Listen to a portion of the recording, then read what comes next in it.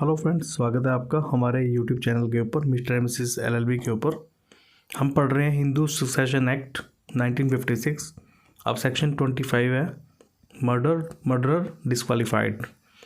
A person who commits murder और abets the commission of murder shall be disqualified from inheriting the property of the person murdered or any other property in furtherance of the succession to which he or she committed or abetted the omission of the murder। Section 25 बताता है अगर कोई person murder commit करता है या murder commit करने की abetment करता है तो वह डिस्क्वालीफाइड हो जाएगा उस पर्सन की प्रॉपर्टी को इनहेरिट करने से जिसका उसने मर्डर किया है या मर्डर कमिट करने की अबेटमेंट की है, या फिर अगर कोई पर्सन किसी और की प्रॉपर्टी को इनहेरिट करने के लिए मर्डर करता है या मर्डर करने की अबेटमेंट करता है तो वह सेक्शन 25 में डिस्क्वालीफाइड हो जाएगा। फॉर एग्जांपल कोई पर्सन है वो अपने फादर को मार देता है कि उसकी प्रॉपर्टी उसको मिल जाएगी उसको मर्डर करने के बाद। तो अगर वो पाया जाता है कि उसने उसका मर्डर किया है, ठीक है, तो वो डिस्क्वालीफाइड हो जाएगा, अपने फादर की जो प्रॉपर्टी इनहेरिट नहीं कर पाएगा। सेक्शन 25 जो है वो 2 वे में पर्सन को डिस्क्वालीफाइड करता है।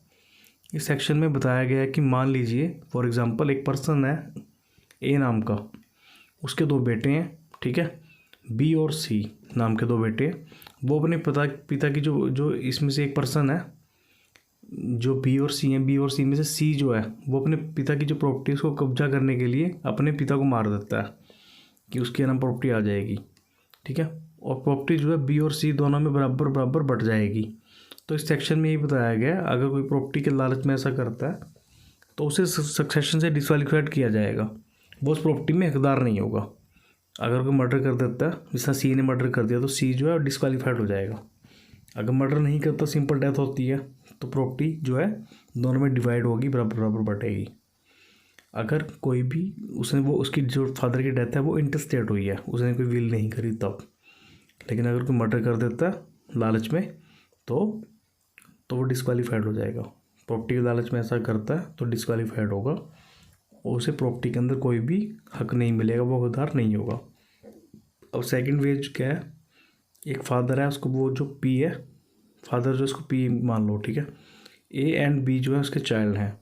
अगर ए जो है वो बी को मार देता है ताकि जो उसके फादर की प्रॉपर्टी है, पी की जो प्रॉपर्टी है वो ए को अकेले को मिल जाए, तो भी वह प्रॉपर्टी को इनहेरिट करने के लिए डिस्क्वालीफाइड हो जाएगा क्योंकि उसने अपने भाई को मार दिया कि उसको सारी प्रॉपर्टी मिल जाए। तो सेक्शन जो है 25 में यही बताया गया, आपको समझ आ गया होगा कि अगर कोई भी मर्डर करता है किसी पर्सन का और उस पर्सन की प्रॉपर्टी जो इनहेरिट होनी थी उस पर्सन को, ठीक है, होनी थी नहीं होनी थी बात की बात थी, लेकिन अगर उसकी इंटरेस्टेड डेथ हो जाती, जो मर चुका है बंदा, तो वो प्रॉपर्टी उस पर्सन के पास आनी थी जिसने मर्डर किया है।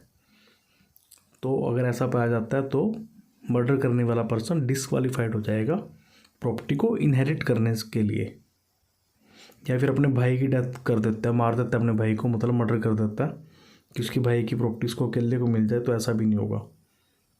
Thanks for watching.